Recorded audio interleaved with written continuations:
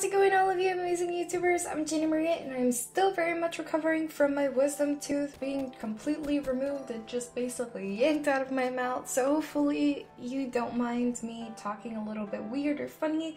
I'm trying to talk as normal as possible, so yeah, hopefully this will work out. So a couple of years ago, I actually did a top 10 things that I hate about Call of Duty, but I never really touched on what I did love about Call of Duty, and those things that I hate just kept making me want more. And I'm here to name the top 5 things I love about Call of Duty, and yeah, I couldn't find 10 things. I was just so baffled at the fact that I could barely even find 5 things that I enjoyed about Call of Duty. There was more cons than pros, and yet I'm still playing this game to this day and their franchise, so it was kind of ridiculous. But anyway, let's go ahead and get started at numero uno, and that is, it's a fun repetitive game, sort of like Destiny until I got bored of Destiny. Like, Destiny is like based on RNG and it's really repetitive. You have to play the missions over and over again, and Call of Duty is kind of like that repetitiveness, except you don't have to play the campaign over and over again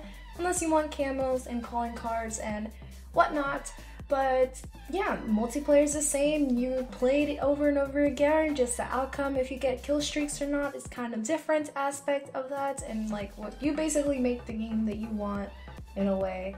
If there's not like tryhards on the other team, you know, you play the game again, you know, and you get kill streaks again. And I guess that's just the fun part about it. So number 2 would have to be, it gave me something to do while I was depressed. I'm pretty sure you guys seen my other video on my whole weight loss story and how I was depressed, and I might touch more on my depression later on in the video. Not in this video, but I'll probably make a separate video on dealing with depression, and kind of, if you guys want me to make that video, let me know in the comments below. I might make it anyway, but just I want to know if you guys are okay with me making a depression video and try to kind of like help you guys if you guys are going through the same thing. But yeah, Call of Duty Black Ops 2 was the first ever Call of Duty that I ever played.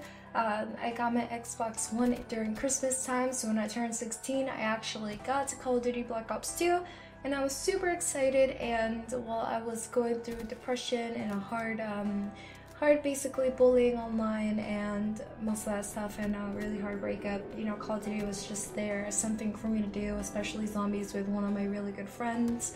And yeah, that's basically it. Number 3 would have to be the zombie aspect and the storyline. Even though the storyline is very confusing at times, it's very immersive, and it's very confusing. I can get why it's confusing. It's because they really didn't think too much about the storyline whenever they were making World at War.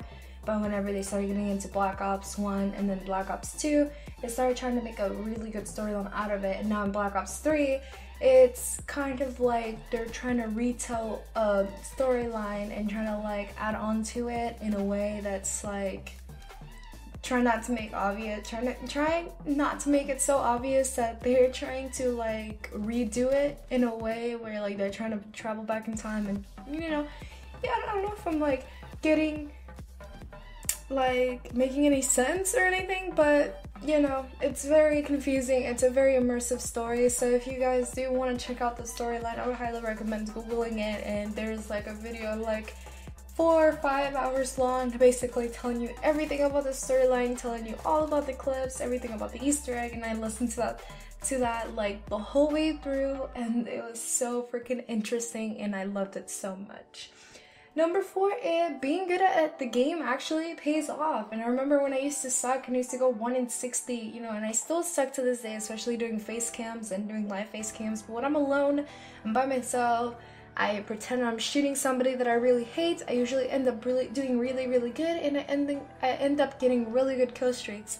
And it's really awesome, and it makes me feel very proud to have a friend, especially there with me whenever I get those high kill streaks, like the mothership, you know, and they're like, oh my god, this is so fun. I'm like here and I'm like, you know, riding on the mothership with you, this is so cool, you know. And it really does pay off, because like just like the joy that your teammates get and also that you get because you got that high kill streak for them, and you all can just kind of have fun inside that kill streak. I thought it was really fun and really freaking cool. on that part. So yeah, being good at the game and practice makes perfect. It's really awesome about that. And number 5, being the most important one, so I saved the best for last, is my friends. You know, I don't know what I would do without my friends online, you know, and I lost most of my friends in real life, and it was kind of hard for me. It was really difficult for me whenever I dropped out of school and decided to do online schooling. I lost most of my friends. We kind of like got out of contact. I still have them in Facebook, but it's more like a stranger being added to a Facebook account. It's more like you say hey on Facebook, but in real life you kind of just ignore each other type thing. And online, my online friends are the ones who really stick by me, you know, even though they're not here physically. And I actually visited one of my friends in Tampa just last week. So it was really interesting to kind of go from Skyping each other to actually seeing each other in real life. It was kind of like that natural feeling, like if you guys known each other for so long, even though you guys have known each other for so long, but I mean in like real life. You get what I'm trying to say? But yeah, they were the ones who stuck by me through everything, through my depression. That helped me overcome my depression, as well as myself as well, because it takes really a strong-willed mind to kind of get over that whole mess and jumbled mess. But anyway guys, hopefully you all enjoyed the top 5 things that I did enjoy about Call of Duty. I couldn't think of anything else that I enjoyed about Call of Duty. Like, I don't know, there was so many things that I had to say that was so bad about it that I really couldn't think about anything good. But right now I'm going to sit down, I'm gonna write 5 more, and I'll probably do a part 2 of this video if I can think of something. And if I can't, leave me a comment below, let me know your top 5 things that you love about Call of Duty, and I will consider putting them in my next video, because obviously I cannot think of anything else. Anyway guys, make sure to kick, punch, or love abuse, kiss that like button if you did enjoy the video. Have a fantastic day, subscribe if you're new to my channel. Sorry you had to see the horrendous video yesterday if you did see it on my wisdom tooth. I actually uploaded it and I instantly regret it, but I left it up there anyway just in case.